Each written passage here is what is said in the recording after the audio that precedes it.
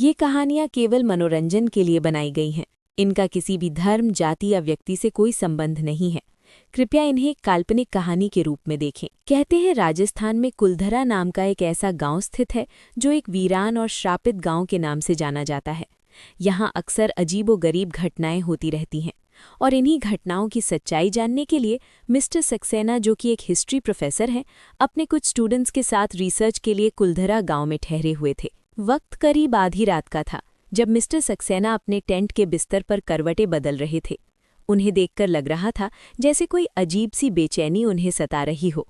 एक पल के लिए उनकी आंख लगी ही थी कि अचानक उनके कानों में घंटियों की आवाज़ पड़ने लगी। वो आवाज़ को सुनकर मिस्टर सक्सेना झटके से उठ बैठे। वो सहमी हुई आवाज़ में खुद से ही बड़बड़ाने लगे, ये तो उसी मंदिर की घंटियों की आवाज़ है, पर इतनी रात में वहां जाना सही नहीं होगा। मिस्टर सक्सेना एक अजीब सी कश्मकश में उलझे हुए थे। आखिर ये कौन सा मंदिर था और इस रात के सन्नाटे में घंटियां कौन बजा रहा था? ये जानने के लिए मिस्टर सक्सेना अपने टेंट से बाहर निकले और कुलधरा के खंडहरों की तरफ जाने लगे। आज तो मैं पता लगाकर ही रहूंगा कि आखिर इतनी रात में ये आवाज़ आती कहाँ से है। मिस्टर सक्सेना बिना कुछ सोचे समझे आगे बढ़ते जा रहे थे, जैसे घंटियों की वो अजीब आवाज़ उन्हें अपनी तरफ खींच रही हो।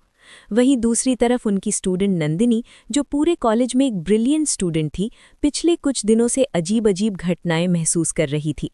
इस वक्त नंदिनी अपने टेंट में गहरी नींद में सोई हुई थी, लेकिन उसे देखकर लग रहा था जैसे वो किसी डरावने सपने में खो चुकी हो। मुझे छोड़ दो, मत मारो, छोड़ दो मुझे। अचानक एक अजीब सी ठंडी हवा नंदिनी के बदन से टकराई और वो हड़बड़ाकर उठ बैठी। हे भगवान, ये क्या हो रहा है मेरे साथ? कितना खौफनाक सपना था। डर के मारे नंदिनी का पूरा बदन पसीने से भीग चुका था। उसकी सांसें धीरे धीरे भारी होते जा रही थी। वो पानी पीने के लिए जैसे ही उठी, उसकी नज़र टेंट के पर्दे पर पड़ी। पर्दे के उस पार एक हल्की सी परछाई दिख रही थी, जैसे कोई चुपचाप अंदर झांक रहा हो। इतनी सुनसान रात में उसके टेंट के बाहर आखिर कौन हो सकता था? ये सोचकर ही नंदिनी का दिल तेज धड़कने लगा। कौन है बाहर? जवाब दो। नंदिनी काफी देर तक आवाज लगाती रही, लेकिन किसी ने कोई जवाब नहीं दिया। अपने मन को तसल्ली देने के लिए डर के बावजूद उसने हिम्मत जुटाई और धीरे धीरे टेंट के बाहर निकल आई। जैसे ही उसने टॉर्च जलाकर उस परछाई को देखा, उसके पैरों तले जमीन खिसक गई। जो आदमी इतनी देर से वहां खड़ा था, वो कोई और नहीं बल्कि मिस्टर सक्सेना ही थे। वो बिल्कुल एक स्टैचू की तरह आंखें खुली रखे एकदम खामोश खड़े थे। प्रोफेसर, आप यहाँ? प्रोफेसर, आप ठीक तो हैं? मैंने उसे देखा। किसे देखा आपने प्रोफेसर? आप किसकी बात कर रहे हैं? उस वक्त मिस्टर सक्सेना ने नंदिनी की बात का कोई जवाब नहीं दिया और चुपचाप अपने टेंट में वापस चले गए। उनका अजीब सा व्यवहार देखकर नंदिनी भी अपने टेंट में लौट आई, लेकिन उसके दिमाग में अब भी हजारों सवाल घूम रहे थे। वो समझ ही नहीं पा रही थी कि इतनी रात के सन्नाटे में मिस्टर सक्सेना वहां अकेले क्यों खड़े थे। अगली सुबह मिस्टर सक्सेना और नंदिनी कुलधरा के एक वीरान खंडहर में सैंपल्स इकट्ठा करने पहुंचे हुए थे। नंदिनी ने मौका पाकर उसी वक्त मिस्टर सक्सेना से कल रात के बारे में दोबारा सवाल पूछा। प्रोफेसर, कल रात आप किसी को देखने की बात कर रहे थे। उस रात आखिर किसको देखा था आपने? तुम किसकी बात कर रही हो नंदिनी? मैं तो कल रात तुमसे मिला ही नहीं था, पर आप कल रात मेरे टेंट के बाहर खड़े थे और मुझसे कुछ कहने की कोशिश कर रहे थे। अरे नहीं, तुमने ज़रूर कोई सपना देखा होगा। अब जल्दी से सारे सैंपल कलेक्ट करो, हमें इन्हें आज ही लैब भेजना है। मिस्टर सक्सेना की बातों से ऐसा लग रहा था जैसे वो कल रात की बात से बिल्कुल अनजान हो, लेकिन नंदिनी को अब प्रोफेसर पर पूरा शक हो चुका था। इस जगह पर ज़रूर कुछ न कुछ गड़बड़ है। रात का डिनर करने के बाद मिस्टर सक्सेना और नंदिनी अपने अपने टेंट में सोने चले गए, लेकिन नंदिनी चुपचाप सक्सेना के टेंट पर निगाह बनाए बैठी थी। करीब आधी रात के वक्त जब चारों तरफ गहरा सन्नाटा फैला हुआ था, मिस्टर सक्सेना धीरे से अपने टेंट से बाहर निकले। वो अजीब सी बेबसी के साथ बड़बड़ाते हुए आगे बढ़ने लगे।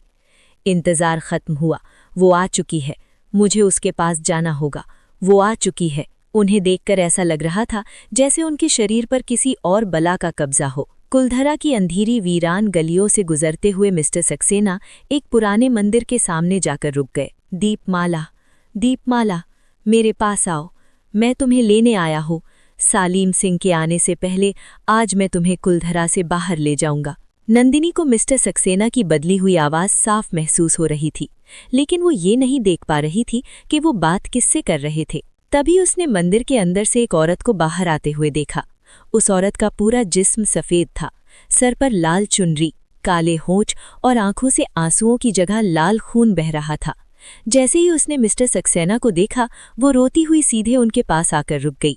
इसके बाद उसने अपने सिर से हल्का सा घूंघट उठाया और सहमी हुई आवाज में मिस्टर सक्सेना से बोली, तुमने आने में देर कर दी विजयराज, वो फिर से मुझे अपने साथ ले जाएगा। दीपमाला की आवाज में दर्द और बेचैनी साफ महसूस हो रही थी। वो बार बार पीछे मुड़कर देख रही थी, जैसे किसी के आने का डर उसे अंदर ही अंदर खाए जा रहा था। दीपमाला, आज वो तुम्हें मुझसे छीन नहीं सकेगा। मैंने उसकी पूरी व्यवस्था कर दी है, पर वो मुझे ले जाएगा। तुम्हारी जगह अगर कोई जाएगा तो वो लड़की जो इस वक्त हमें देख रही है। मिस्टर सक्सेना के मुंह से ये बात सुनते ही नंदिनी के जिस्म में सिलरन दौड़ गई। डर के मारे उसके मुंह से एक तेज चीख निकल पड़ी और वहां से भाग निकली। उसे अब ये बात समझ आ चुकी थी कि ये एक भयानक साजिश है जिसमें वो पूरी तरह फंस चुकी थी। नंदिनी, रुक जाओ।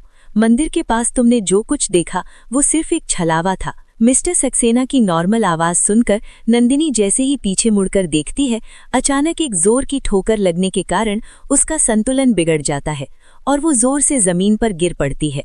सिर पर गहरी चोट लगने के कारण वो दर्द से तड़प रही थी। इससे पहले कि वो खुद को संभाल पाती, वो आदमी और वही सफेद औरत अचानक वहां पहुंच जाते हैं, जिसके बाद वो एक ही झटके में नंदिनी को दबोच लेते हैं। तू यहाँ से कहीं नहीं जाएगी। आज अमावस्या की रात है और सालीम सिंह तेरी रूह को अपने साथ ले जाएगा और दीपमाला तेरे शरीर में वास करेगी। हाँ, प्रोफेसर, आप मेरे साथ ऐसा नहीं कर सकते।